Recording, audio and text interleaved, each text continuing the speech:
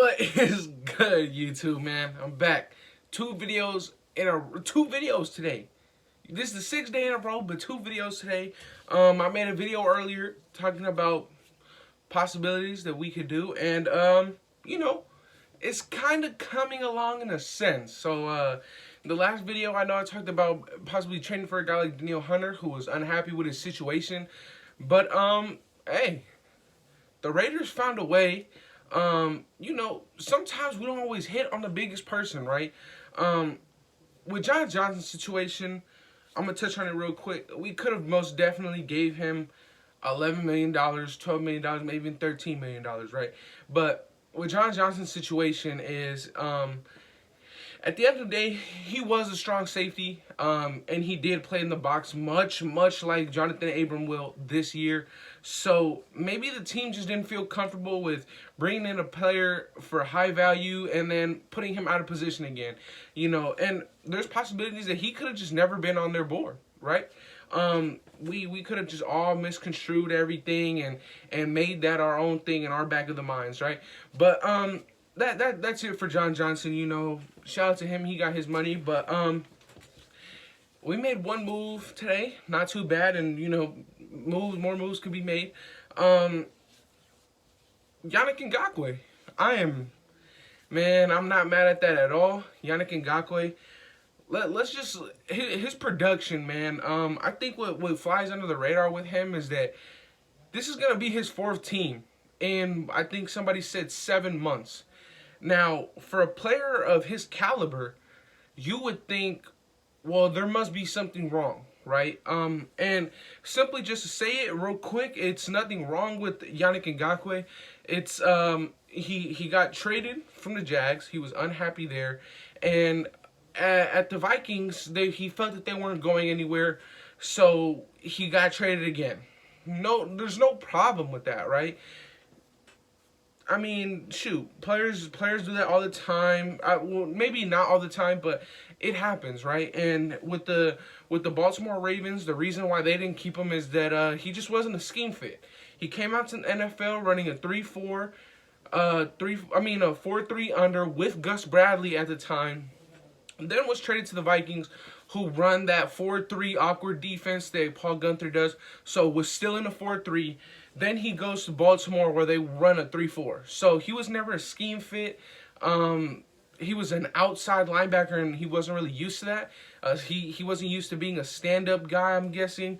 He's used to hand in the dirt, let's get down, let's get dirty, and let's get that quarterback, right? But real quick, his production, it's kind of crazy for the price that we just got him, right? Shaq Barrett just got a bit underpaid, but he got, what, $5 million more than him. And Bud Dupree just got the bag, man. Bud Dupree just got money. Bud Dupree just got paid. Shout out to him. He's coming off a crazy injury. I hope he can do good, but I honestly think we got a steal in this situation. Now, I'm not going to lie.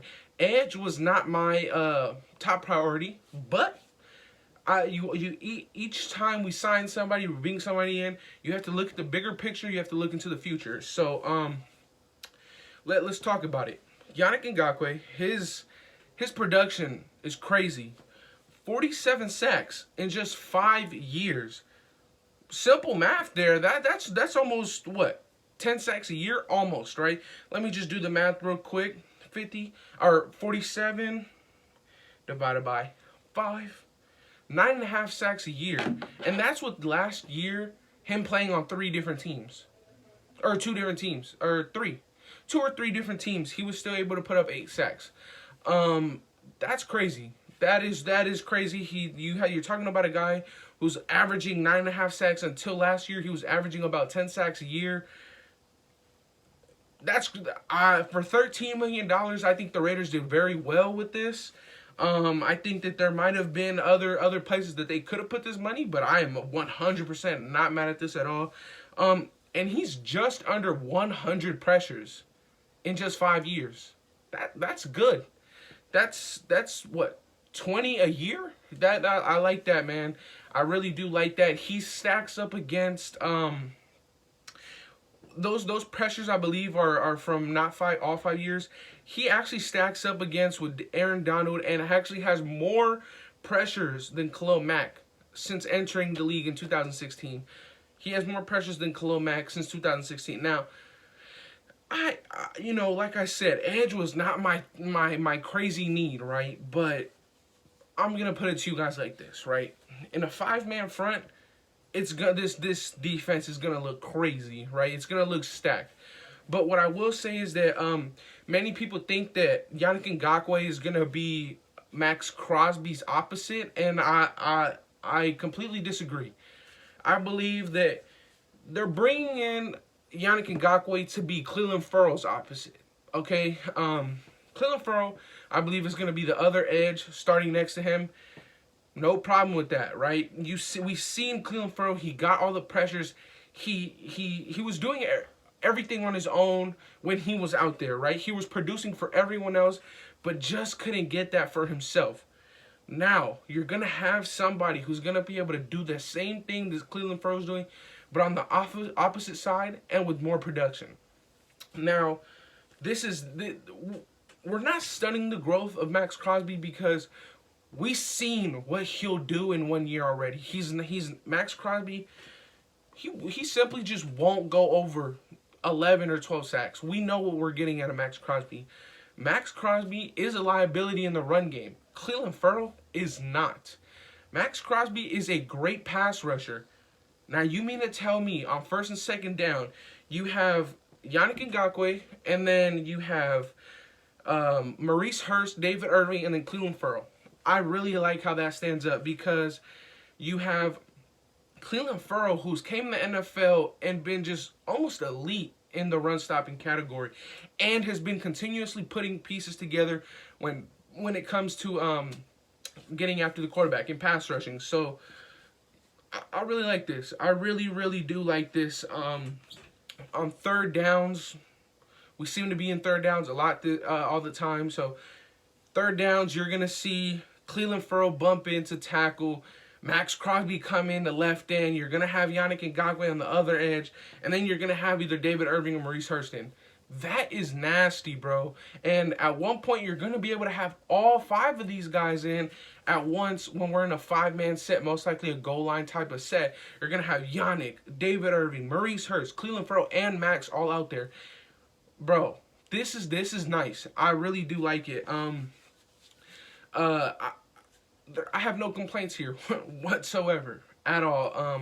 For $13 million a year, I understand that about 22 of it is guaranteed, and the rest are bonuses, signing bonuses, I believe.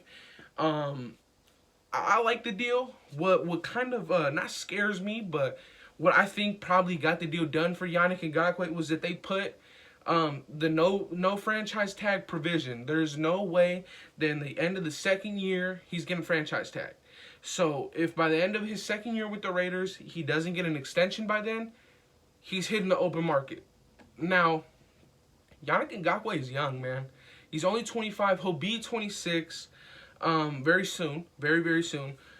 He's young, dude, and he puts up numbers. He puts up crazy numbers. Now, what I will say, you know, because I was talking about a Danielle Hunter possible trade in the last video, that's completely out the window now. No problem with it at all. We would have had to give up something for Danielle Hunter. We didn't have to give up anything for a guy like Yannick Ngakoue. You just signed him, simply. That's it. Now, what I will say is that I know that I just seen that Ryan Fitzpatrick just got signed to the Washington football team. I do honestly feel like if the Raiders can't find a trade partner with Marcus Mariota, I did want to maybe keep him, but we need to just let him go. We need that money to be able to make more moves. Now, $13 million a year is fine. Aguilar, he dipped on us, bro. He dipped on us to the Patriots. Once a Raider, always a Raider, but I honestly did not see that coming. Shout out to him, bro. He gave us a one and done, a good year, but that was shocking, bro. That one actually hurt a bit. I'm not gonna lie. It did hurt a bit. I don't know. I don't know what's up with that, but I think that with Aguilar's money, you go out and try and get a guy like Curtis Samuel. Curtis Samuel, dude, you cannot go wrong with Curtis Samuel. at all. Whatsoever. You cannot go wrong with Curtis Samuel. Now, I think you should also try and bring in a guy like Sherman in the near future. And Malik Hooker, I think now is our #1 priority. And the thing with Malik Hooker is that you get Malik Hooker on a highly incentive-based deal. His base salary should be $5 million. That's his base, but can go up to maybe $9 million with incentives. I have no issues with that. He's a good player when he's out there. He was at Ohio State running strictly cover 3, came into the NFL with the Colts where they run a 2-high safety, and that kind of messed him up a bit. So he would come into a scheme where we run almost strictly 4-3, cover 3. So it would help him, and bringing in a guy like him, I also said this before, maybe it was on a live show or in a previous video. I honestly do believe that college connections are extremely real in the NFL. You see how all the Clemson players really just built a family in the NFL. All the Mississippi State players built a family in the NFL. Ohio State, we're talking about, we drafted Ohio State corner Damon Arnett last year. If you bring in a fellow Ohio State player like Malik Hooker, I honestly think that would just make a guy like Damon Arnett bust his butt even more, man. I'm not even going to lie.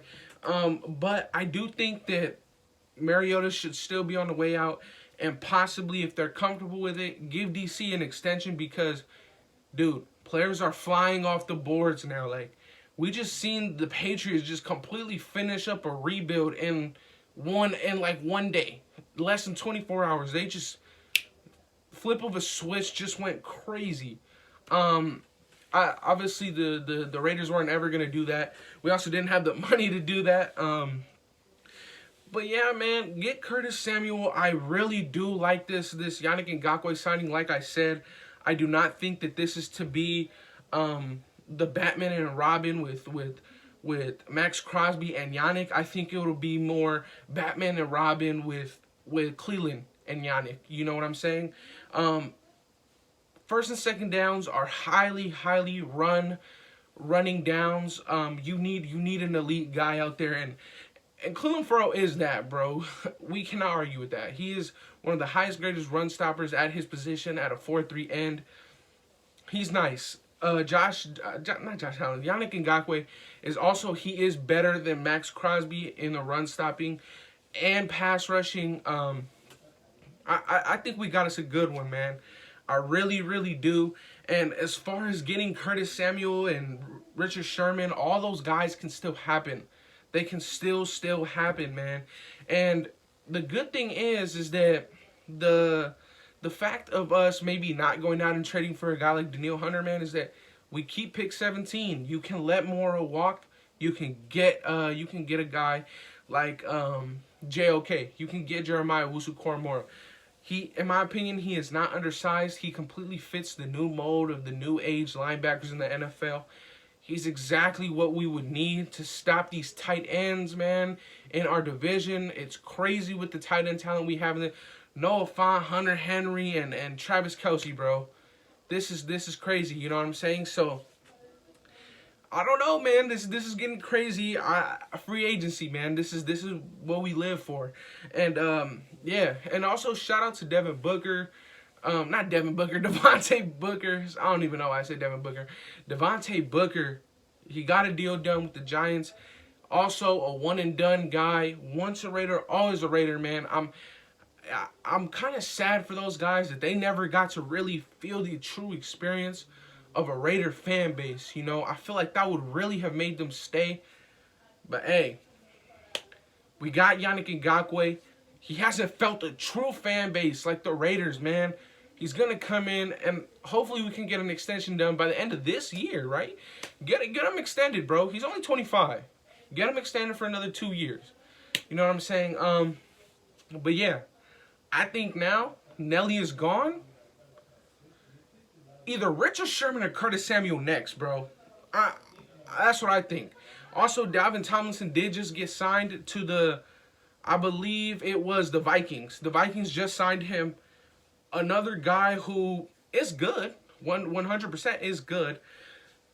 But he wasn't my cup of tea, right? For what we needed, I don't believe that he was our best option. You know what I'm saying? So, yeah, man. Like I said, like I really did say before, shout out to every one of you guys who continue to watch these videos. I really appreciate all your support.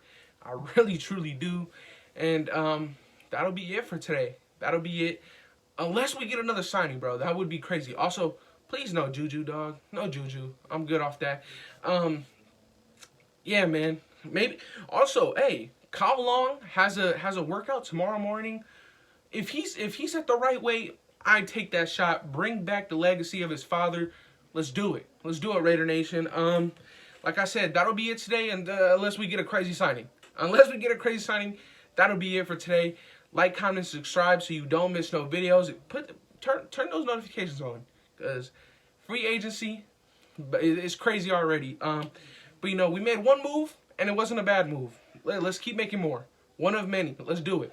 All right, Raider Nation, that'll be it. Peace.